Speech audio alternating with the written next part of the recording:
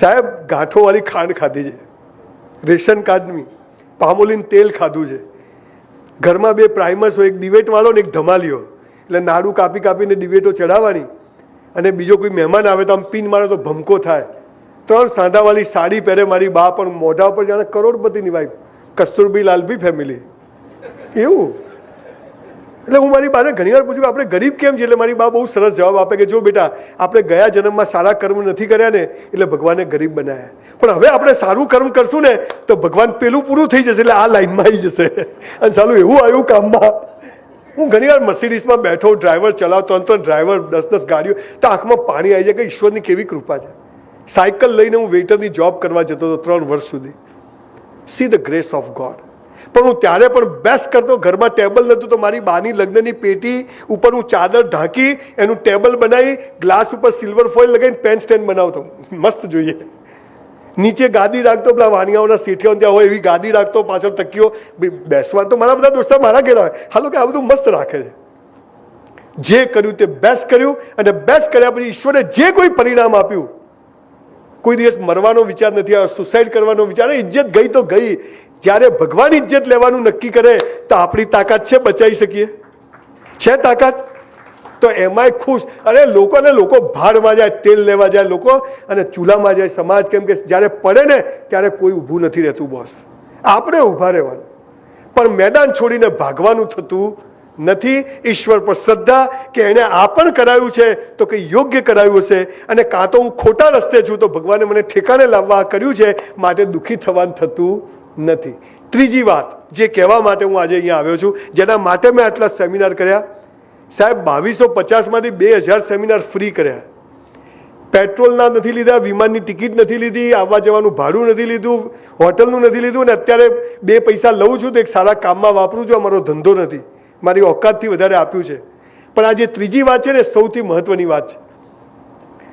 જેને સફળ થવું છે, ચહેરો હસતો રાખો છે. ત્રીજો ધર્મ શું છે ખબર છે? રોજ મા બાપને પગે લાગો.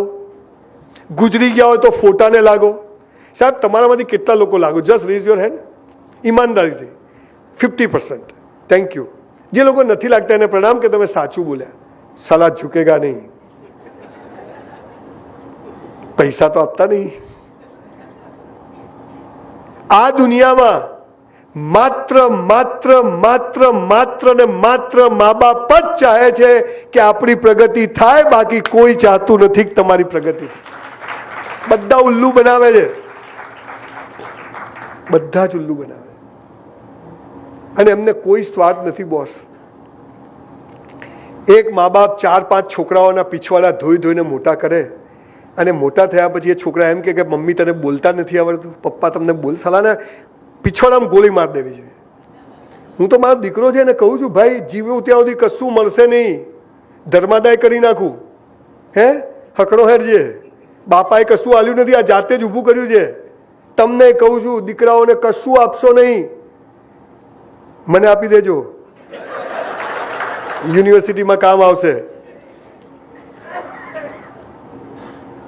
પૂછ સપૂત હો તો ધન ક્યુ સંચય પૂત. એને બી let him enjoy the process. એને ખબર પડવા દો. મુંબઈમાં આવીને 1 રૂમના ઘરમાં ભાડે રહ્યા છીએ બેટા, સીધો 3 બેડરૂમનો ફ્લેટ, 6 કરોડનો ફ્લેટ. પપ્પા જોડે 2 ફ્લેટ છે, એક ઓફિસ છે. આપણે મજા આવે. શનિવારે બિયર, રવિવારે ગોવા ચડ્ડી ફૂલવાળી સ્લીવલેસ, મજા.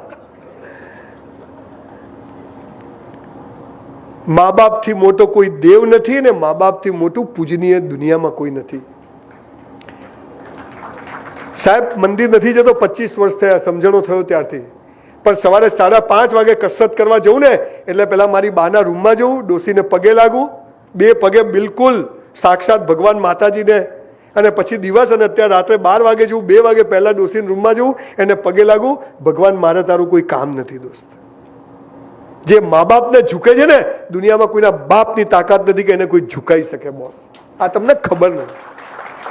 અને એમાંય જો આપણા કારણે આપણા મા બાપની આંખમાં આંસુ આવી ગયા ને બોસ, લખી રાખજો આ બ્રાહ્મણના શબ્દો, નર્કમાં જગ્યા નહીં મળે. મા બાપ આપણે લઈ જાવ યાર, ચોકલેટ કિટકેટ 20 રૂપિયા લઈ જાવ ને ડોસી માટે, ખુદ ભાઈ ચમ લાવ્યો, ભાઈ મજા, આજે ધંધો થઈ ગયો, કોઈ થયું ના હોય. હું હમણાં એની માટે 6,000ના ચપ્પલ લઈ ગયો અમેરિકાથી. યાર મેં તું ડોસી માટે લઈ ગયું તો જોઈને મને કે બહુ મોંઘા છે. મેં તું 700 ના આયા, 6,000 તો કહેવાય નહીં. તો પણ કે ના મોંઘા લાગે. મેં તું ડિસ્કાઉન્ટ હતું પછી 470માં મળ્યા. તો કે હા તો બરાબર છે. ખાલી મા બાપ ચાહે છે કે મારો છોકરો છેતરાય નહીં, બાકી બધા જ છેતરમાં બેઠા છે, કરી જ નાખવા બેઠા છે. તમે 12 વાગે જશો તે પહેલા પૂછે ભાઈ ખાધું? એટલે ડોસી 12 વાગે ખાધું જોઈએ. સાહેબ કદી દુઃખી કરશો નહીં, ગમે તે થાય. અને તમારા મેઇન હોલમાં મા બાપનો ફોટો હોવો જોઈએ, તમારી ઓફિસમાં મા બાપનો ફોટો હોવો જોઈએ. અને મંદિર ભગવાન નહીં ચાલશે બોસ. ભગવાનના જે ફોટા તમે રાખો છો ને દુનિયાને બતાવવા રાખો છો, પણ મા બાપનો રાખજો. હું મારી પાસે મારી બાનું નામ લખાવું છું, સંજય મેનાબેન રાવલ. મારું ઓડિટોરિયમ છે તો મેનાબેન ઓડિટોરિયમ. એક અભણ સ્ત્રી સંજય રાવલ પેદા કરી શકે. સાહેબ વિચાર તો કરો તમે, જે સ્કૂલ નથી ગઈ એ સંજય રાવલને પેદા કરી શકે. આપ મોબાઈલ બી રાખું છું, મારી બા જીવે છે, જે ડોસી ગીદાર ફોન રાખવો જ નહીં, કોઈનું કામ જ નહીં. આપણે આ બેન સેમિનાર કરવો છે, હોશે ગમે ત્યાંથી છે લેન્ડલાઈન ઓફિસના નંબરો. ક્યાં છો ક્યાં છો? એટલે ઠોકાઈ જશે ભાઈ, હું છે આખો તમારો વાંક નથી, પણ સાલા સ્કૂલોમાં બધું ઊંધું ભણાયું છે. ભારત મારો દેશ છે, બધા ભારતીયો મારા ભાઈ બહેન. લગ્ન કરવા પાકિસ્તાન જવાનું? હું જો ગુજરાતનો સીએમ થયો ને, થવાનો જ છું, નક્કી છે. ખાલા ધ્યેય ઊંચો રાખવો. તો પેલું પ્રતિજ્ઞાપત્ર કાઢીને પેલું લાવવું છે, ભૂલો ભલે બીજું બધું, મા બાપને ભૂલશો નહીં, અગણિત છે ઉપકાર એના, એને વિસરશો નહીં. સાહેબ કારણ વગર ડોસી ડોસા માટે કંઈક લઈ જાઓ બોસ, ચપ્પલ, ધોતિયું, શર્ટ, બટ 10 એમને 5-10 હજાર બહુ થઈ ગયા વર્ષે. પણ યાદ કરી, મારા ફાધર બીડી પીતા, હું બીડી લઈ જતો હોટલમાંથી પગાતા ને પછી ધીરે ધીરે છોડાઈ દીધી મેં એમને સમજાય અને તેમ છોડી દીધી એક જ દિવસે. 20 વર્ષથી પીતા હતા. મને કે ભાઈ વાત સાચી. મેં તો કાકા જતા રહેશો બાપુજી? મેં કીધું કે હા. મેં તો તમે પીઓ, અમને બી ઈચ્છા થાય. મેં કીધું છે શું, તો છોડી દીધી કાકાએ. મા બાપને દુઃખી કરવાની બોસ. મેં 15 બિઝનેસ કર્યા ને, સેલિબ્રિટીઓ ઉભી હોય, રિબિન કોણ કાપે? મારી બા. હાલા પૈસા હું ખર્ચું ને ગોમ રિબિન કાપે? સેલિબ્રિટી રૂપિયા તો મેં ખર્ચ્યા છે અને આપણે બધા ગૌરવ લઈએ. અમારે ત્યાં પેલો એક્ટર આવ્યો હતો, એટલે પણ એના બાપાનું છે. આપણા મા બાપને ઊભા રાખવાના, દુનિયા ઊભી રહે. અને એ જે દ્રશ્ય હોય છે ને, ભગવાન ઉપરથી પુષ્પો વરસાવે, તમને ખબર નથી બોસ. ભગવાન પુષ્પો. આપણે માલ વેચવો છે, માલ બદલાય ના એની ચિંતા. આ બધું કરવાનું કરતા આ કરો એટલે પેલું ઓટોમેટિક થશે. પપ્પા મમ્મી જીવતા હોય તો લઈ જાઓ એમને. આ અમેરિકા લોકો મા બાપને કેમ લઈ જાય? છોકરા રાખવા. સાલા પહેલા તમારા પીછવાડા ધોવે, હવે તમારી ઓલાદના પીછવાડા ધોવે. નર્કમાં જશો. આવું કરવું નહીં. આપણે તો પાલનપુરમાં 3 વર્ષ સંડાસ બાથરૂમ સાફ કરે. કીધું અમેરિકા જઈ શું કરવા? અત્યારથી એ જ કરે છે. પછી અહીંયા બોટલ લઈને ફરે, વેરી ડર્ટી. સાલા અહીંથી જ ગયો છે તું ભાઈ. હું તો અમેરિકા જઉં 20 દિવસમાં તો ડિપ્રેશનમાં આવી જાઉં. ક્યાંય પાનની પિચકારી નહીં, ક્યાંય ગંદકી નહીં, ભિખારી નહીં, લારીઓ નહીં. આ શું ના ચાલે? ચાલો, જેવી છે મારી માં છે ભાઈ, જેવી છે. એટલે માતૃભાષા, અંગ્રેજીનો બહુ વેમ રાખવો નહીં. અંગ્રેજી ભાષા છે, હોશિયારી નથી. ગમે તેવું કૂતરું પાછળ પડે તો હેડ હેડ આવે કે ગો ગો આવે? ગો ગો આવે. પેલા ધોળિયાને ગુજરાતી ના આવડે, આપણે અંગ્રેજી ના આવડે, બે હરખા. પણ ભાઈ જે અંગ્રેજી તો દાટ વાળ્યો છે. અને એમાં આપણી ગુજરાતી મમ્મીઓ તો જે બોલે,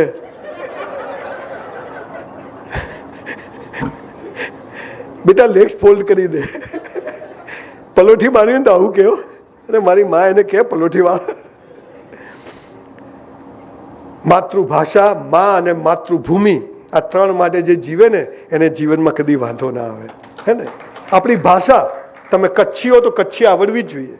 તમે જે કમ્યુનિટી, તમારી દેશી ભાષા, જે તમારી મા બોલતી હતી એ તમારી ભાષા.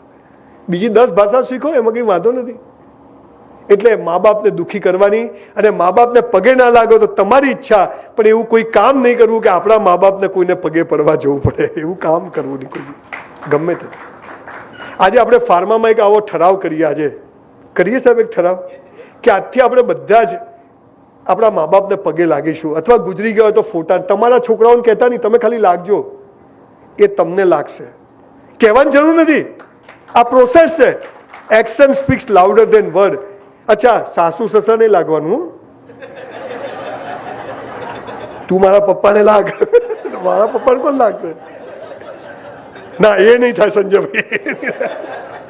એક ભાઈ તો ઉભા થઈ ગયા, वो नहीं होगा. अरे पर मैं तो पर तुमने बोला ना कि सबको करना है, गुस्से થઈ ગયો માણસ. મેં તો તમને એક સારી વાઇફ તો, હા કે વો બાત તો મેં એટલે લાગજે, લાગ ને ભાઈ. જુઓ, અપસીઓ હોય ને એ કાળા ભગવાન બનાવે, આપણે ધોળા બનાવે. પેલા ત્યાં લંડનમાં ત્યાં લાંબા બનાવે, ત્યાં દાઢીવાળા બનાવે. જેવો માણસ એવો એને ભગવાન બનાવ્યો, એને કલ્પના કરી. એ કહેતો ક્યાં ફોટો હતો, કોઈ ચિત્ર, કલ્પનાઓમાં માણસે. આપણે કોઈનો વિરોધ નથી, પણ બધું જુદી વાત છે. પણ મા બાપથી મોટો કોઈ દેવ નથી, મા બાપથી મોટું કોઈ પૂજનીય નથી.